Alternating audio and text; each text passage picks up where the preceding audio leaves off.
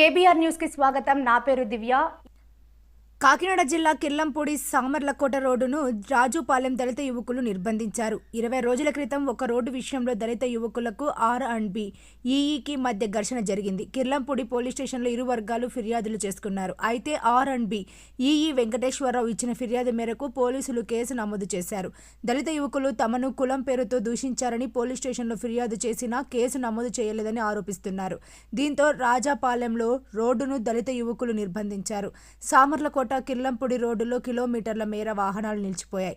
సంఘటన స్థలానికి Kirlampudi SI Jaggampeta CI చేరుకొని పరిస్థితిని చక్కదిద్దారు. ఇప్పుడు వాళ్ళు దాడి చేశారంటే కేసు పెట్టేశారండి.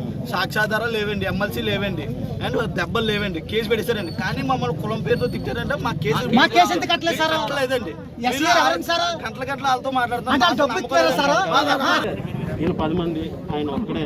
రాత్రి మనకు ఏం జరిగిందనే స్టేట్మెంట్ ఆయన ఏంటంటే నన్ను చంపేసేవాళ్ళు సార్, నన్ను పొడి చేసేవాళ్ళు. సరే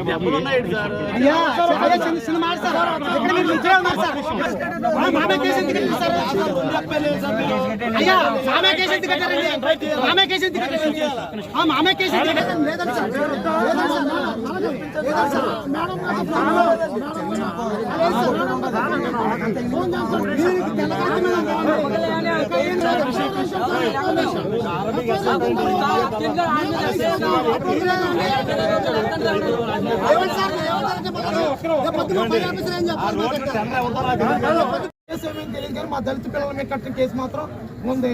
ఈ గారు అక్కడ ఇక్కడ చెప్పేది ఏంటంటే నాకు 100 నుంచి 150 కోట్లు ఉన్నాయి, నేను ఏదైనా చేయగలను, ఆ కేసు కట్టినా వాళ్ళ జైల్లోనే చంపేస్తాను, బయటనే చంపేస్తాను అనే ధోరణిలో ఈ గారి దగ్గర రౌడీలు ఉన్నారట. అది మాకు తెలియదు. ఆయన మరి రౌడీ ఏదో చేస్తున్నాడో డ్యూటీ చేస్తాడో మాకు తెలియదు. దీని మీద ఈ గారి మీద మాకు భయం ఉంది. ఆయన ఏం చేస్తాడో మాకు భయం ఉందండి. దాని మీద ఆయన మీద